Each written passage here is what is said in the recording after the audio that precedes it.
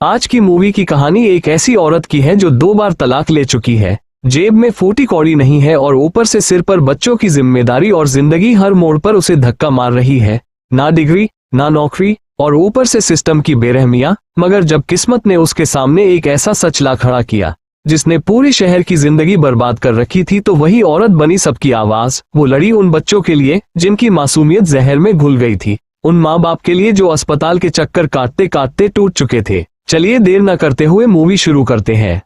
Movie की शुरुआत में एलन को दिखाया जाता है जो अपना 10वां इंटरव्यू दे रही होती है। हालांकि उस पे न तो कोई डिग्री है और न ही कोई तजुर्बा है। अब वो बस एक उम्मीद में इंटरव्यू दिए जाती है कि शायद कोई जॉब लग जाए, क्योंकि उसकी पहले से ही दो शादियां टूट चुकी हैं। अब बच्चों की जिम्मेदारी अलग से ऊपर, अब उसे इस इंटरव्यू से भी रिजेक्ट कर भगा दिया जाता है। जॉब तो लगी नहीं, ऊपर से पार्किंग चार्ज और देना पड़ता है। अब इसी टेंशन में वो एक्सीडेंट और कर बैठती है। कुछ दिन बीत जाते हैं और एलन अपने वकील एड से मिलती है। वहीं अब वो दोनों कोर्ट के सामने पेश होते हैं, जहां एलन अपना पक्ष अच्छे से रखती है और अब एड और एलन समझते हैं फैसला उनके पक्ष में आएगा, पर सामने वाला वकील उनकी धज्जियां उखाड़ देता है। एलन की पूरी कुंडली कोर्ट के सामने खोल देता है, जिससे एलन गुस्से से लाल पीला हो जाती है और उसका व्यवहार ज्यूरी के सामने आ जाता है। असल में एलन की जिंदगी बिल्कुल ही झंड थी। न उसके पास कोई जॉब थी और न ही एक भी सेविंग। अब जब भी वो जॉब ढूंढने जाती है, अपने बच्चों को एक पड़ोसन के सहारे छोड़ जाती है। अब ऐसा होता है कि वो पड़ोसन भी दूसरी जगह शिफ्ट हो जाती है। अब ये परेशानी एलन के सर पर आ पड़ती है। अब साथ ही एक और पहाड़ उसके ऊपर टूटता है। उसका बेटा बुखार से तड़प रहा होता है और उसके पास तो खाने को रोटी भी नहीं थी, तो दवा कैसे लाती। अब उस रात एलन ने अपने हिस्से का खाना भी छोड़ दिया, जिससे वो दूसरे दिन खाना खा सके, और कुछ सूखे फल खाकर गुजारा कर लिया।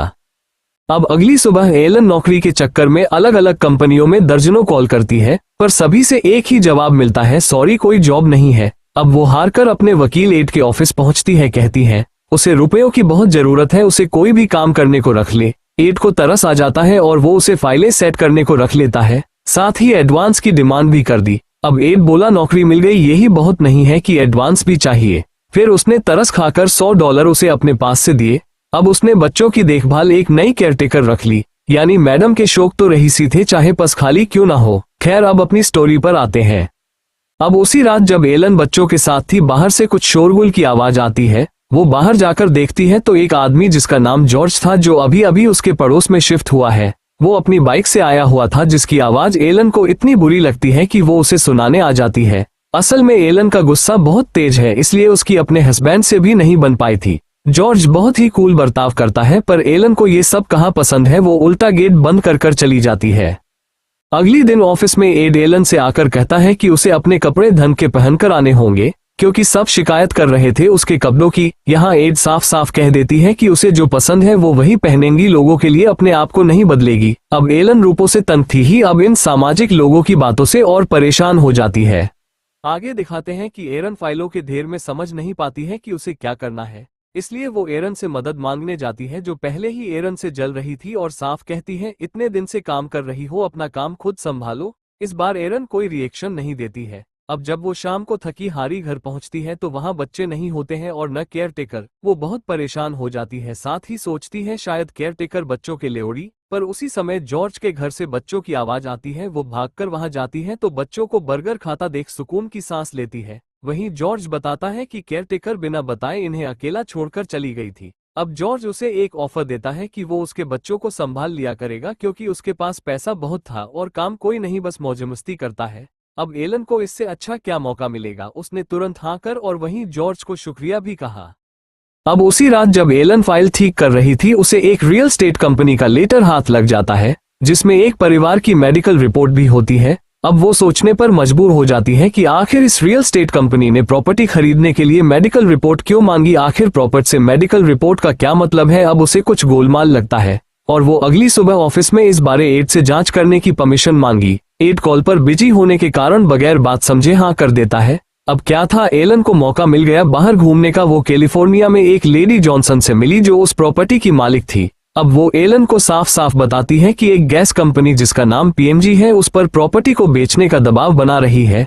वहीं एलन मेडिकल रिपोर्ट का जिक्र करती है और पूछती है आखिर ये क्या मामला है। तभी डोना बताती है कि वो और उसका पति बीमार थे, उसी समय कंपनी ने उनका इलाज का खर्च उठाया था। और साथ ही कहा था कि तुम्हारे पानी में बीमारी फैलाने के लक्षण हैं, जबकि ऐसा कुछ नहीं, हमारी बीमारी से उसका कोई लेना देना नहीं है।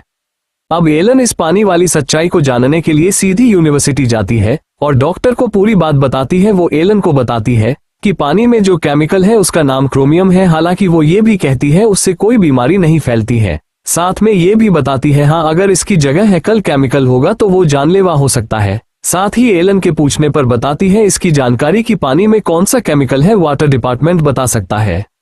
अब एलन उसी वाटर डिपार्टमेंट में पहुंच जाती है और पानी वाली बात पूछती है, जहां उसे एक रद्दी के कमरे में पहुंचा दिया जाता है कि अपने मतलब की चीज खुद ढूंढ लो। वो बहुत देर जद्दोजहद के बाद आखिर उस रिपोर्ट को ढूंढ निकालती है और सच्चाई अब उसके सामने थी कि पूरे इलाके में जो प्रदूषण फैल रहा है वो उसी एक्विवेलेंट क्रोमियम केमिकल की वजह से ही था। अब देर न करते हुए एलन सबकी कॉपी लेकर वहां से निकल जाती है। पूरे हफ्ते सबूत इकट्ठे करने के लिए वो ऑफिसों की खाक छानती है। इस चक्कर में वो अपने ऑफिस भी नहीं आती है। अब जिस दिन वो ऑफिस पहुंचती है तो उसे नौकरी से निकाल दिया जाता है, क्योंकि वो बगैर बताए इतने दिन गायब थी। वहीं एड उसे दूसरी नौकरी पर लगवाने की कहता है, जिस पर एलन गुस्सा होकर वहां से आ जाती है। अब घर पहुंचती है तो उसे जॉर्ज उसकी किचन का नल ठीक करते मिलता है, जिस पर एलन उसे गुस्से में घर से बाहर निकल जाने की कहती है। पर अब जॉर्ज तो उस पर लट्टू था। वो प्यार से एलन को मना लेता है और दोनों का प्यार परवान चढ़ने लगता है। अब आगे दिखाते हैं जब एलन नई नौकरी के लिए अखबार पढ़ रही होती है तभी एड घर आता है और डॉक्टर का लेटर देते हुए पूछता है मामला क्या है। एलन कहती है सब बताऊंगी, पहले मेरी नौकरी वापस करो। एड कहता मुझे लगा तुम मौज मस्ती की वजह से नहीं आए हो और अब मेरे सामने सच्चाई है, इसलिए तुम्हारी जॉब फिर से पक्की है। एरन एड को पूरी सच्चाई बता देती है, पीएमजी की चाल, पानी की रिपोर्ट और साथ ही जॉनसन की फैमिली की हालत भी, और साथ ही पानी की रिपोर्ट की कॉपी भी एड को दिखाती है और अपनी सैलरी की बढ़ाने की डिमांड भी हाथों हाथ कर देती है। कुछ दिन बाद एरन डोना को कंपनी की सच्चाई बताती है कि उसके पानी में सच में जानलेवा केमिकल है और साथ ही डॉक्टर की झूठ भी बताती है कि उसने रुपए लेकर झूठ बोला था कि पानी से बीमारी नहीं फैली है। ये सुनते ही डोना अपने बच्चों को पुल से बाहर आने की कहती है। उधर एरन को एड ने पीएमजी कंपनी को पूरे डॉक्यूमेंट फैक्स करने को कहा। डॉक्यूमेंट मिलते ही कंपनी एक आमदी को एड के पास भेजती है कि डोना का घर $2.5 लाख में खरीदने को कंपनी तैयार है, पर एड ने साफ मना कर दिया कि इतने रुपए में तो उसके मेडिकल बिल भी नहीं जमा होंगे। हालांकि साथ ही एड ने कहा इसमें कंपनी की कोई गलती नहीं है, वो उनका ऑफर डोना तक पहुंचा देंगे। ये सुनते ही वो आदमी जिसका नाम डेविड था आग बबूला हो जाता है कि पीएमजी बहुत बड़ी कंपनी है, उससे मत उलझो, और धमकी देता है कि तुम कंपनी का कुछ भी नहीं बिगाड़ पाओगे। अब इसी बीच डोना के और भी पड़ोसी एरन से मिलकर बताते हैं कि कंपनी ने उनका घर भी पिछली साल सस्ते दामों में खरीद लिया था। साथ ही कुछ फोटो दिखाते हुए कहते हैं कि उनकी मुर्गियां बीमार पड़ने लगी और मरने भी लगी और उन सभी के फोड़े उठाए थे। अब एरन को इन लोगों को भी जोड़ना पड़ा। अब केस और बढ़ता जा रहा था, वहीं एरन का काम भी। यहीं से शुरू होती है अब कंपनी के खिलाफ असली जंग। अब और भी लोग आगे आने लगे हैं, सभी अपनी अपनी परेशानियां और बीमारियां गिनाने लगे। तभी एड सबके सामने एक पेशकश रखता है, अगर वो केस जीतते हैं तो उसकी फर्म का उसमें 40% का हिस्सा होगा। ये सुनते ही लोग दंग रह जाते हैं कि इतना बड़ा हिस्सा ये अकेले ले जाएंगे। तभी एरन सबको समझाती है कि ये सही है, क्योंकि उसने एड की फर्म की साख दांव पर लगी है। अगर केस हारते हैं तो सबसे ज्यादा नुकसान एड का होगा। अब ये सुनते ही सब राजी हो जाते हैं। अब एरन की बारी आती है कि वो सबूत इकट्ठा करे और कोर्ट में पूरी मजबूती के साथ जाए। अब एरन गली गली घूमकर सबूत इकट्ठा करती है। वहीं उसे ऐसे बच्चे भी मिलते हैं जिनकी स्किन पूरी लाल पड़ चुकी थी। साथ ही एरन पानी के सैंपल भी लेती है। आगे दिखाते हैं कि एरन अब एड को एक मशवरा देती है कि अब सिर्फ प्रॉपर्टी के केस से काम नहीं चलेगा, हमें अब बीमारी का भी मुआवजा लेना होगा। हालांकि ये सुनते ही एड डर जाता है, पर बाद में राजी हो जाता है। अब एरन और ज्यादा सबूत इकट्ठे करने में लग जाती है। वो पानी से एक मरा हुआ मेढक भी निकालती है और उसे टेस्टिंग को भेजती है। यहाँ अब जो एरन को परेशानियां सामने आती है वो उन्हें अपनी जान पर खेलकर नजरअंदाज करती है। साथ ही उसे मारने की धमकियां भी मिलती है। अब तो इतने लोग सामने आने लगते हैं कि एड को खर्च निकालना भी मुश्किल हो जाता है। वो कितनी ही लो फर्म से हाथ मिलाना चाहता है, पर सब इतनी बड़ी कंपनी के खिलाफ नहीं जाना चाहते हैं और इनकार कर देते हैं। अब वो दिन आ जाता है जब केस कोर्ट में दायर किया जाता है और पीएमजी कंपनी के वकील वहां मौजूद होते हैं। हालांकि वो यहाँ चालाकी दिखाते हुए पलड़ा झाड़ते हैं कि उस ब्रांच में क्या हो रहा है, उन्हें इसकी कोई जानकारी नहीं थी। पर जज तो जज होता है, वो एक नज़र में डॉक्यूमेंट देखकर पहचान जाता है कि इसमें बहुत बड़ी गड़बड़ है और अब इस केस को एडमिट कर ट्रायल शुरू करने का आदेश देता है। अब बारी आती है कंपनी के मेन ब्रांच में जाकर पानी के सबूत इकट्ठे करना। हालांकि इसी बीच कंपनी के लोग सीधे एड के ऑफिस आकर एड को $20 मिलियन में खरीदना चाहते हैं, पर एरन सुनते ही फट पड़ती है कि ये लोगों की इंसाफ की लड़ाई है न कि रुपयों की। वो अपना समूह लेकर चले जाते हैं। साथ ही जब एरन घर पहुंचती है तो जॉर्ज उससे कहता है कि अब वो उसके बच्चों की देखभाल नहीं कर सकता क्योंकि वो थक चुका है और एरन इस केस में इतनी डूब गई थी कि अपने बच्चों तक का ख्याल नहीं था उसे।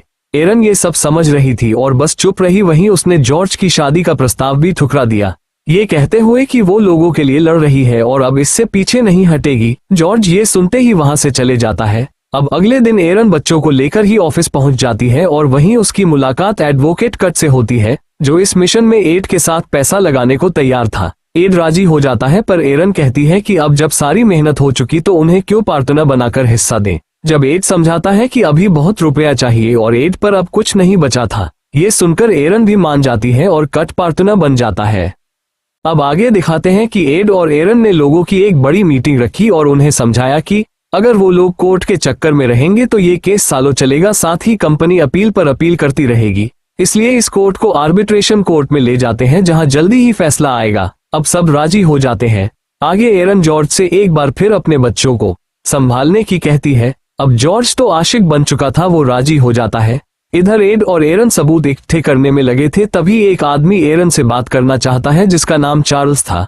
एरन उसकी नहीं सुनती है, पर वो कहता है आज मेरी सुनो, मैं बहुत दिन से बात करने की कोशिश की पर हो नहीं पाए। अब चार्ल्स एरन के सामने वो खुलासा करता है जिससे एरन के कान भी खड़े हो जाते हैं। वो बताता है कि वो पहले पीएनजी कंपनी में डॉक्यूमेंट नष्ट करने का काम करता था, जहां उसे वो डॉक्यूमेंट नष्ट करने को दिया गया जो कि पानी में पहले केमिकल से रिलेटेड था। उसमें साफ साफ लिखा था कि कंपनी के केमिकल से पानी गंदा हो रहा है और साथ ही लोगों की जान भी जा रही है। इससे पहले कि ये सच सामने आए वो उस डॉक्यूमेंट को ही खत्म करना चाहते थे। अब चार्ल्स वो डॉक्यूमेंट एरन को दे देता है। अगले दिन एड और एरन पूरे 18 महीने के सबूत और साथ ही वो डॉक्यूमेंट कट के सामने रखते हैं। उसकी आंखें फटी की फटी रह जाती हैं। अब सारे सबूत कोर्ट में पेश कर दिए जाते हैं, जिनके बल पर वो केस जीत जाते हैं और कंपनी को करोड़ों डॉलर मुआवजे के तौर पर देने का आदेश दिया जाता है। केस जीतकर एरन जॉर्ज को उसी बस्ती में उन लोगों से मिलाने ले जाती है जहां उसकी मुलाकात डोना से होती है, जिसको ये खुशखबरी सुनकर बहुत खुशी होती है। वहीं इस केस के जीतने के बाद एड एक बहुत बड़ा वकील बन जाता है। शाही दफ्तर और लोगों की भीड़ लगने लगती है। अब वो दिन आता है जब एरन को अपना इनाम मिलने वाला था। एड उसे एक चेक देते हुए कहता है, ये कम है क्योंकि हमें इतने रुपए नहीं मिले जितनी हमने उम्मीद की थी। अब एरन का गुस्सा फूट पड़ता है और कहती है तुम वकील भरोसे के लायक ही नहीं हो। पर तभी एड कहता है चेक पर नजर तो डालो। जैसे ही एरन चेक देखती है उसकी आंखें फटी रह जाती है। वो उसकी उम्मीद से भी 10 गुना ज्यादा था। वो एड से कहती है मजाक अच्छा था, और यही एरन की मेहनत रंग लाती है। उसने वकील न होते हुए भी लोगों को वो केस जिताया जिसकी उन्हें उम्मीद भी नहीं थी। और यही इस मूवी का हैप्पी एंड हो जाता है। अच्छी लगी हो तो शेयर करें। मिलते हैं जल्दी ही एक और मूवी एक्सप्लेनेशन के साथ।